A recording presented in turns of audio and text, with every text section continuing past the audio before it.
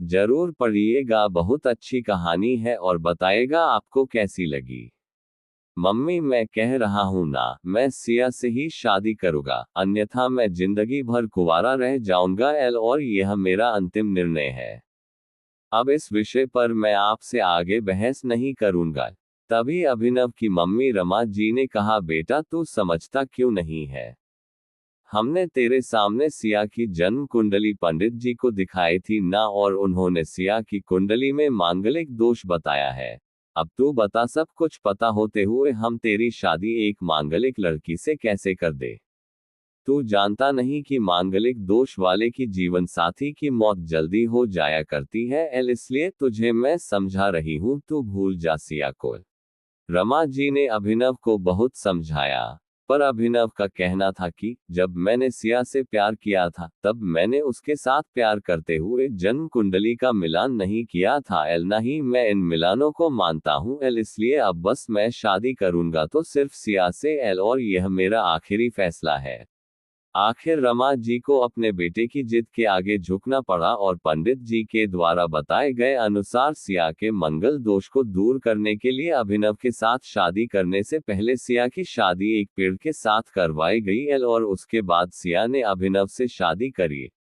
सिया दुल्हन बनकर अभिनव के घर आई, पर रमा जी को सिया का मांगलिक होना अभी भी खटक रहा था एल, और रमा जी उसे दिल से नहीं अपना पा रही थी एल, और घर में कुछ भी परेशानी आती तो उसका दोष सिया को ही दिया जाता। लेकिन सिया पढ़ी लिखी संस्कारी लड़की थी, और वह अपनी सासू माँ से मिले इन बेवजह आरोपों को अपने दिल से नहीं लगाती थी एल, और ऐसे ही ससुराल में उसके दिन कट रहे थे। एक दिन अभिनव ऑफिस से जल्दी घर आ जाता है, तब रमा जी ने उससे पूछा, बेटा आज जल्दी कैसे आ गया? तब उसने बताया, माँ आज सुबह से ही सिर दर्द और बहुत कमजोरी आ रही है, इसलिए ऑफिस में काम करने की हिम्मत ही नहीं हुई मेरी एल। तब रमा जी ने कहा, चल बेटा जल्दी कर, हमें डॉक्टर के पास चलना चाहिए। तब अभिनव और रमा जी डॉक्टर को दिखाने गए। डॉक्टर को दिखाने के बाद मालूम पड़ा कि अभिनव को पीलिया हो गया है, और दोनों जैसे ही घर लौटे रमा जी ने घर को सिर पर उठा लिया और कहने लगी, जब से ये लड़की हमारे घर में आई है तब से हमारे घर में परेशानी और बीमारियां भी साथ में लेकर आए हैं। इसके कदम ही अशुभ है एल, अब देखो इसका मांगलिक दोष हमारे बेटे पर भी असर करने लग गया है एल, कल को अगर मेरी बेटी को कुछ हो गया तो कौन जिम्मेदार होगा?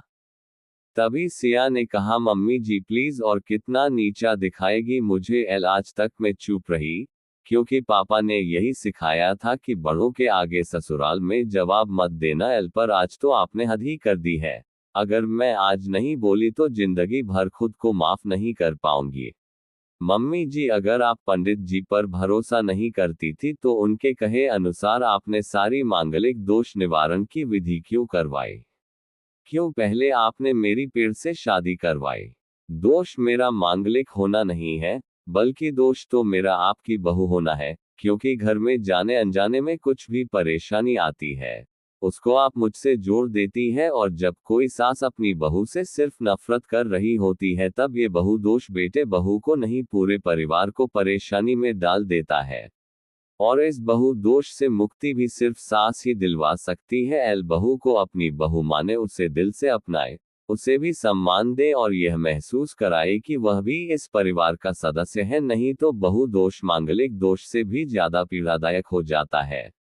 सिया की कही हुई बातें रमा जी के दिल को झकझोर रही थी, और उन्हें मन ही मन पश्चाताप भी हो रहा था एल। उस समय उन्होंने सिया को कुछ भी नहीं कहा।